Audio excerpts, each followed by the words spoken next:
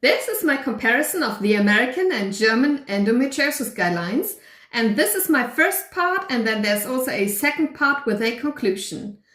And I compare 3 topics, so formal aspects, definition, and also diagnosis, but I can't compare the treatment part, so management of endometriosis, and also not research questions, because unfortunately ACOG forgot about that.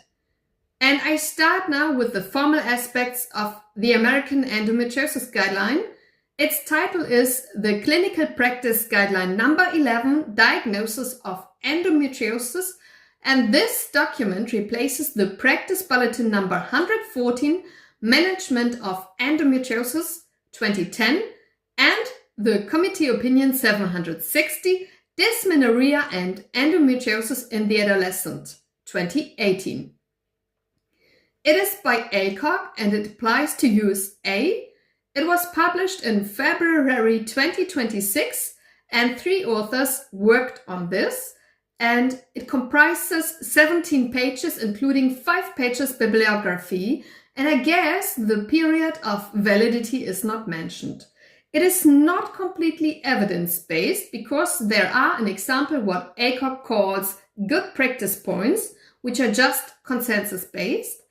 And concerning quality of evidence, they also have a range from high to very low, and ACOG describes all this on page 433.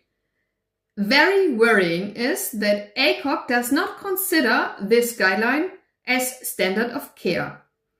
It is written on page 432, I quote now, "This information should not be considered as inclusive of all proper treatments or methods of care or as a statement of the standard of care." Dr. Arrington saw that, and he also made a critically minded post about this on social media. Thank you, Dr. Arrington.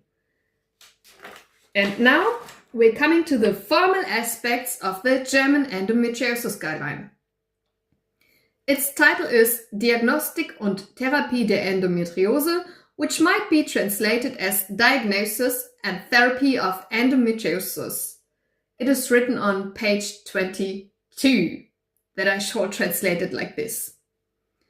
And it is by 3 organizations for gynecology and obstetrics. So it is by the DGGG, Germany, the OEGGG, Austria, and the SGGG, Switzerland. And of course, this guideline applies to these 3 countries. It was published in June 2025, and now we have the version number 5.1. And a lot of people have worked on that, and also by more other organizations, and they are all listed from page 12 until page 17. This German endometriosis guideline has 251 pages, including 30 pages bibliography, and the period of validity is until the end of March 2030. The complete guideline is only consensus-based. It is not evidence-based at all. It is a S2K guideline, see page 1, which stands for consensus-based, according to the German organization AWMF. And it can be considered as standard of care, see page 6. And also, for example, there are German endometriosis centers and clinics with a certification by the Stiftung Endometrioseforschung and the European Endometriosis League, which have to treat their endometriosis patients according to this guideline, which is written down in the criteria 2022 of the SEF. And moreover, it is written in the German endometriosis guideline on page 24 that the responsibility remains with the users of this guideline.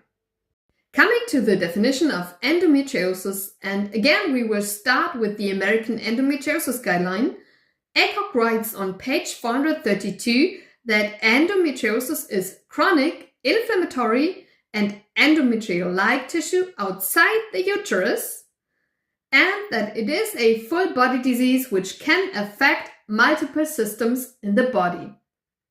On this page 432, ACOG forgot to mention that endometriosis is benign.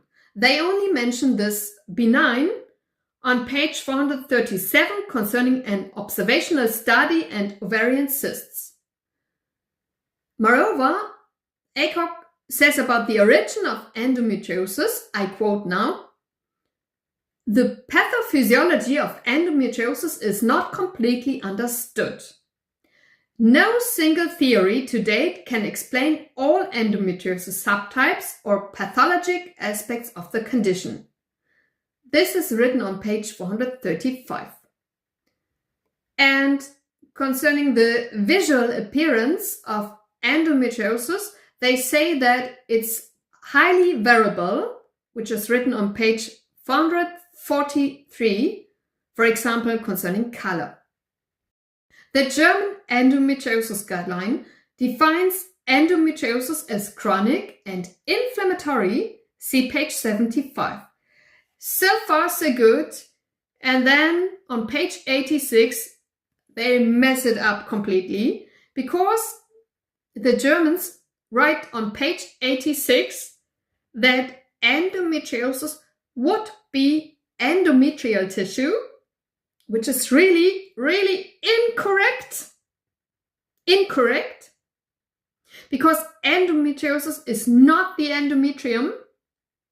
And on the same page 86, the Germans write that endometriosis is endometrial-like tissue, which is correct. So obviously, the German guys could not decide what they think about endometriosis, right? Is it endometrial tissue or is it endometrial-like tissue? And worldwide, endometriosis is defined as endometrial-like tissue. I have to correct the Germans there, right? And moreover, they say that endometriosis occurs outside the uterus, which is true as we know.